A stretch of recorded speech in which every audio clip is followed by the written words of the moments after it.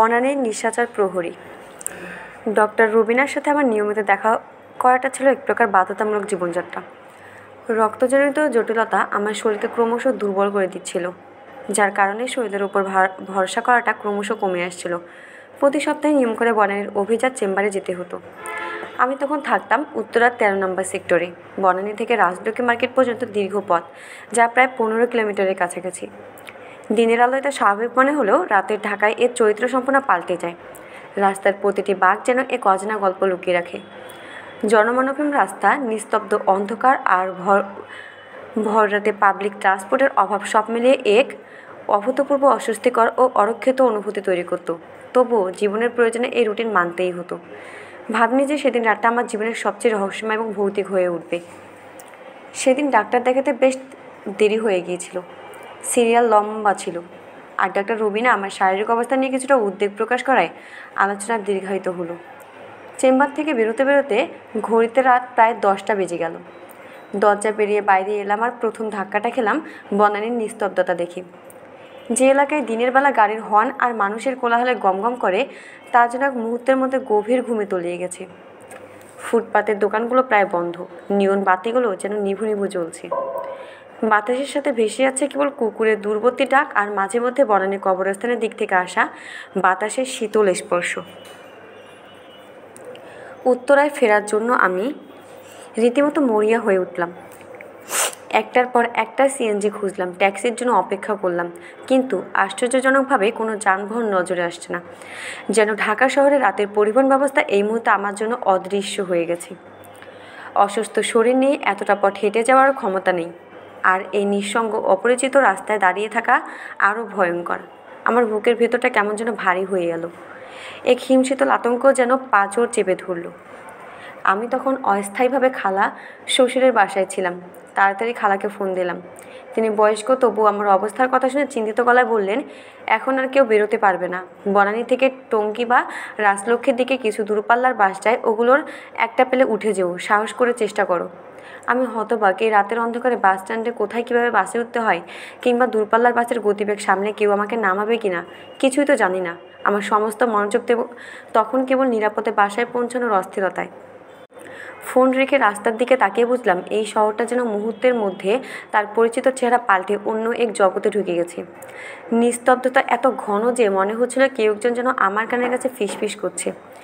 আমি প্রায় পাগলের মতো চারদিক তাকিয়ে হাঁটতে লাগলাম। যদি কোনো আলো, কোনো খালি সিএনজি, কোনো সাহায্য করে মানুষ চোখে পড়ে তো। সময় যেন থমকে আছে, 1 মিনিটের যেন 1 ঘন্টা। রাত যখন প্রায় 11টা ছুঁই ছুঁই, বনানীর কবরস্থানের কাছাকাছি আসতে রাস্তার পরিবেশ আরও গভীর হয়ে উঠল। দীর্ঘ সোজা রাস্তা, দুপাশে গাছের আবছা ছায়া, অন্ধকার যেন আরও গাঢ়। আমি অসহায়ভাবে খালাকে আবার ফোন দিলাম। আমার কণ্ঠ তখন ভয়ে কাঁপছে, অশ্রুসিক্ত। খালা, কী করবো বুঝতে পারছি না। পুরো রাস্তা ফাঁকা, আমি অসুস্থ, আর এই পথটা। ওপাশ থেকে কেবল নিঃশ্বাসের শব্দ পেলাম। সম্ভবত তিনি অসহায় বোধ করছিলেন। ঠিক তখনই দূরে একটা টর্চের আলো চোখে পড়ল। রাস্তার মোড়ে কিছু পুলিশ সার্জেন্ট ডিউটিতে ছিলেন। আমি তাদের কাছে যাব কি যাব না এই দ্বিধায় ভুগছিলাম। রাতে একা এক মহিলাকে দেখে তারা কি ভাববে, কোনো অপ্রীতিকর পরিস্থিতির সম্মুখীন হতে হবে না তো। তবু আর কোনো উপায় ছিল না। দ্বিধা কাটিয়ে ভয়ে ভয়ে একটু এগিয়ে গেলাম। আমি এগিয়ে যেতেই একজন সার্জেন্ট আমার দিকে এগিয়ে এলেন। তার ভঙ্গিটা ছিল অবিশ্বাস্যভাবে দূর এবং শান্ত। তার গলায় এক অভূতপূর্ব প্রশান্তি, যা আমার ভেতরের ভয়কে এক লহমায় কিছুটা হলেও কমিয়ে দিল। আপনার কি হয়েছে? এত রাতে একা এভাবে দৌড়াচ্ছেন কেন? আমি দ্রুত সব বললাম। আমার ব্লাড ডিসঅর্ডারের চিকিৎসা, গাড়ি ওয়ার্কশপে থাকা, উত্তরায় ফেরার জন্য কোনো যানবাহন না পাওয়া, এবং বনানী কবরস্থানের কাছে এই জনশূন্য রাস্তায় আতঙ্ক। আশ্চর্যজনকভাবে তিনি আমার কথা খুব মনোযোগ দিয়ে শুনলেন। তার চোখে কোনো প্রশ্ন বা সন্দেহ বা কৌতুক কিছুই ছিল না। তিনি কেবল স্থির গভীর চোখে আমার দিকে তাকিয়ে রইলেন। তারপর হঠাৎ ঘুরে সোজা রাস্তার মাঝখানে চলে গেলেন। তার ভারী বুটের শব্দ কিছুটা নিস্তব্ধ রাতে এক অভূতপূর্ব প্রতিধ্বনিতে ভরে উঠল। দূর থেকে একটানা হেডলাইট ঝলকাতে ঝলকাতে একটা দ্রুতগামী দূরপাল্লার বাস আসছিল। সার্জেন্ট কোনো কথা না বলে কেবল এক হাতে দূর ইশারায় বাসটিকে থামালেন। আশ্চর্যজনকভাবে বাসটার জন্য বিদ্যুৎপৃষ্ট হয়ে হঠাৎ করে ব্রেক কষে থেমে গেল, যেন তার নির্দেশ অমান্য করা অসম্ভব। তিনি তৎক্ষণাৎ চালক আর হেল্পারের কাছে গেলেন এবং তাদের সাথে কিছু কথা বললেন। তার গলাটা তখন ভারী ও শক্ত, কিন্তু সেখানে এক ধরনের কর্তৃত্বের সুর ছিল যা উপেক্ষা করা যায় না। এই মহিলা অসুস্থ, রক্তজনিত জটিলতা আছে, রাজলক্ষ্মী মার্কেটে নামিয়ে একটা রিকশায় তুলে দিয়ে দেবে, নিরাপদে পৌঁছে যাক, খেয়াল রাখবে। আমি দ্রুত বাঁচে ওঠার জন্য পা বাড়ালাম, কিন্তু ওঠার আগে যখন তাকে ধন্যবাদ দিতে মুখ তুললাম, ঠিক তখনই শরীর শীতল স্রোত বয়ে গেল। আমি তার মুখটা ঠিকভাবে দেখতে পাচ্ছি না। আশেপাশের পথ, বাতি, গাড়ির আলো সব কিছু ছিল, তবু তার মুখমণ্ডলটা যেন এক অভূতপূর্ব অন্ধকারে ঢাকা। আলো যেন তার মুখে গিয়ে থেমে যাচ্ছে বা কোনো অদৃশ্য শক্তি তা গিলে নিচ্ছে। আমি শত চেষ্টা করলাম দৃষ্টি স্থির রাখতে, কিন্তু চোখের সামনে ঝাপসা কুয়াশার মতো সব কিছু ভাসতে লাগলো, যা তার চেহারাকে ঢেকে রেখেছিল।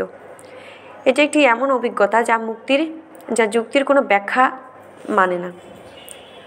আমার মনে পড়ল কেবল তার অস্বাভাবিক দীর্ঘ শৈলের নিচের দিকটা। তিনি অসম্ভব লম্বা ছিলেন। কোমর থেকে পা পর্যন্ত অংশটি ছিল মানুষের স্বাভাবিক অনুপাতের চেয়ে অনেক বেশি দীর্ঘ। হঠাৎ তার গায়ের হালকা রঙের ইউনিফর্মের ভাঁজে এক পলকের জন্য একটা অচেনা আলো ঝলকে উঠল আর মুহূর্তে মিলিয়ে গেল। তিনি দ্রুত বাস ছেড়ে দিলেন। বাসের জানালা দিয়েও আমি তার মুখ দেখতে পেলাম না। তিনি ধীরে ধীরে কুয়াশার দিকে হাঁটছেন। তার পায়ের শব্দ দ্রুত মিলিয়ে গেল, কিন্তু অদ্ভুতভাবে তার দীর্ঘ ছায়াটা যেন আরও কিছুক্ষণ ধরে রাস্তার স্থির হয়ে দাঁড়িয়ে রইল। বাসের ভেতরে হেল্পার আমাকে সম্মানের সঙ্গে বসতে দিয়ে বলল, আপনি চিন্তা করেন না পা, সার্জন সাহেবের নির্দেশ পাইছি, আপনারা রাজলক্ষ্মী পর্যন্ত পৌঁছে দেওয়া আমাদের ডিউটি। তার কথায় কোনো বিস্ময় বা সন্দেহ ছিল না, যেন এটি তার কাছে একটি স্বাভাবিক ঘটনা। প্রায় আধ ঘন্টা পর বাস রাজলক্ষ্মী মার্কেটে থামলো। হেল্পার কথা মতো আমাকে সাবধানে নামিয়ে একটি রিকশায় উঠিয়ে দিলেন। রাত 12টার দিকে আমি বাসায় পৌঁছে গিয়েছিলাম। দরজা খুলে খালাকে জড়িয়ে ধরলাম।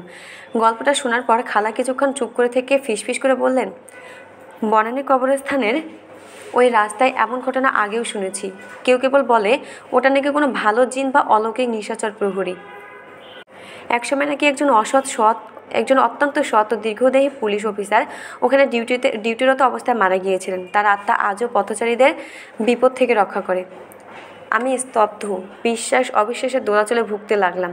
কিন্তু একটাই বিষয় নিশ্চিত, তার মুখটা আমি আজও মনে করতে পারি না। আলো, পোশাক, কণ্ঠস্বর সব মনে আছে, কিন্তু সেই মুখটি যা এক রহস্যময় অন্ধকারে ঢাকা ছিল, তা কোনোভাবেই মনে আসে না। আজ অনেক বছর পেরিয়ে গেছে। আমি এখন অনেকটাই সুস্থ, কিন্তু সেই রাতের স্মৃতি এখনও গায়ে কাটা দেয়।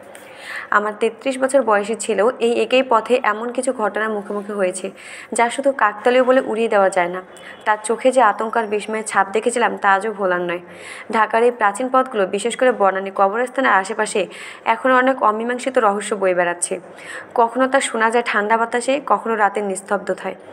আর আমি আজও বিশ্বাস করি, সেদিন রাতে সেই নিশাচর প্রহরী কেবল একজন মানুষ ছিলেন না, তিনি ছিলেন এমন এক অদৃশ্য ও দীর্ঘ ছায়ামূর্তি, যিনি হয়তো কালের সীমানা পেরিয়ে এখনও ডিউটি করছেন বনানীর রাতের নিস্তব্ধতায়, এক অন্ধকার আলোর ভিতর দাঁড়িয়ে। আপনার কি কখনো এমন কাউকে দেখার অভিজ্ঞতা হয়েছে, যাকে পথে আর খুঁজেও পাননি? নিচে লিখুন, সত্যি মনে হয় নাকি কল্পনা। ধন্যবাদ।